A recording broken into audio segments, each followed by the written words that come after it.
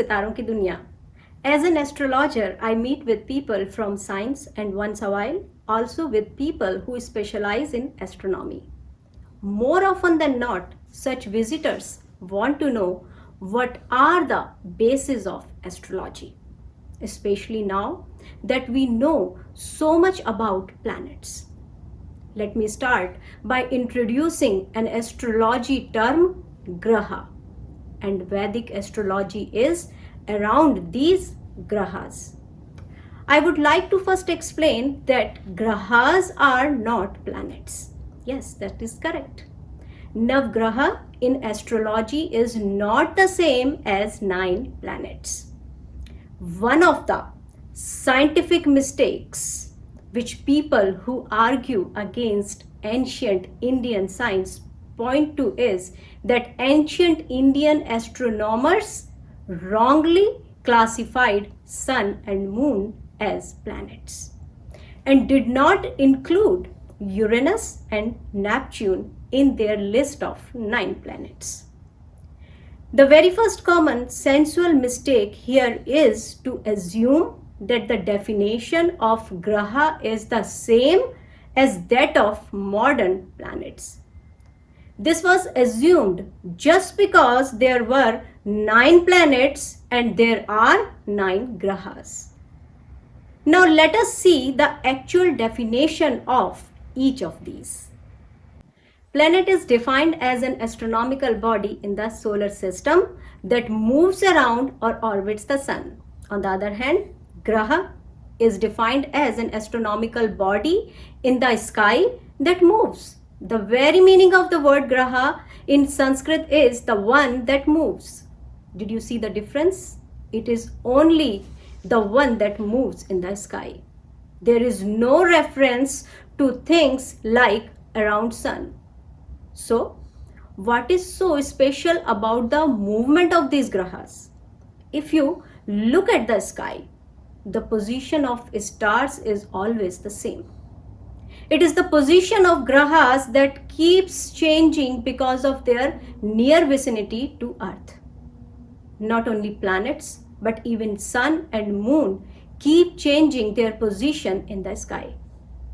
Let us map the astrology grahas to these objects in the sky. Surya is sun, Buddha is Mercury, Shukra is Venus, Chandra is moon, Mangala is Mars, Guru is Jupiter, Shani is Saturn. They all are in constant motion in the sky. They all are hence grahas. But wait, there are 2 more grahas. These 2 grahas are Rahu and Ketu. What about Rahu and Ketu? The other argument made against grahas is that 2 of the grahas, Rahu and Ketu, do not exist at all.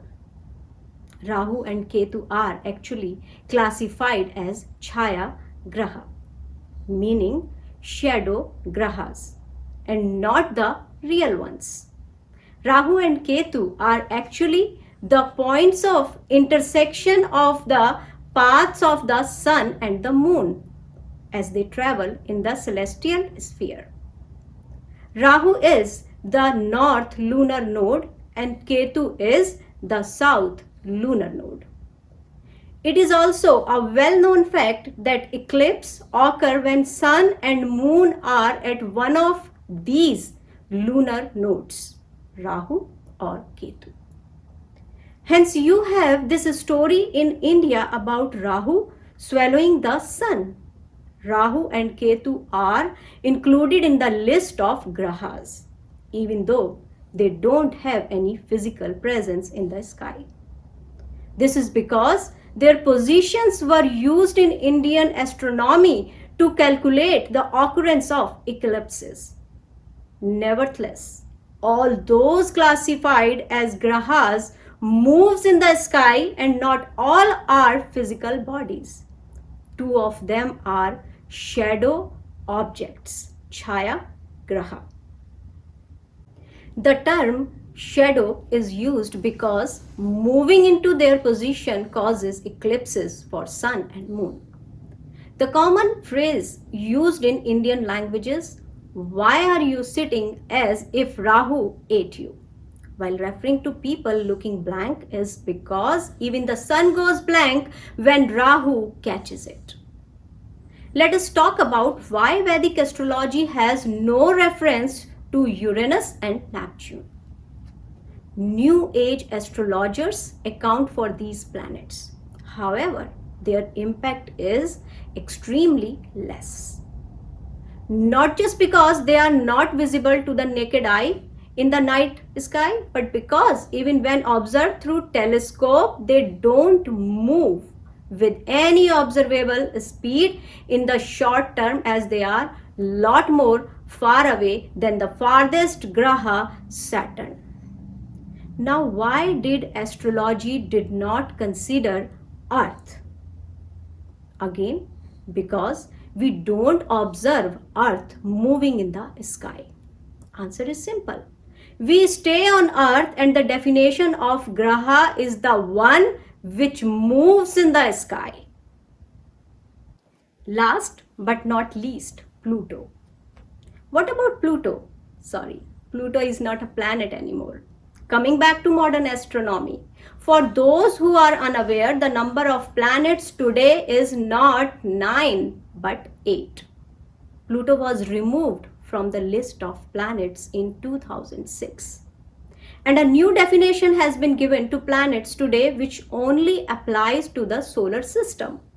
According to this definition, a planet in its orbit around the sun should also have cleared its orbits of any competing bodies for the orbit. Now, since Pluto keeps crossing into Neptune's orbit every now and then and is dictated by Neptune's gravity, Pluto is no longer classified as a planet. So while all these days modern astronomy taught us that there are 9 planets in the solar system, today we are being told that there are only 8. The 9th one was a mistake. Okay, fine. But by the new definition of clearing the neighborhood, shouldn't even Neptune be removed from the list of planets? After all, Pluto keeps crossing over into Neptune's orbit every now and then. Neptune might be controlling Pluto's orbit, but it definitely has not cleared Pluto out of its neighborhood, isn't it? Vedic astrology still have 9 grahas and a consistent definition even after thousands of years. While planets have ranged from 7 planets to 8, 8 to 9 planets and back to 8 planets now in just past 2-3 centuries. I hope this analysis was revealing and entertaining both. If you have any questions unanswered, do write me and we can brainstorm that together. Thank you for watching Sitaron Ki Duniya.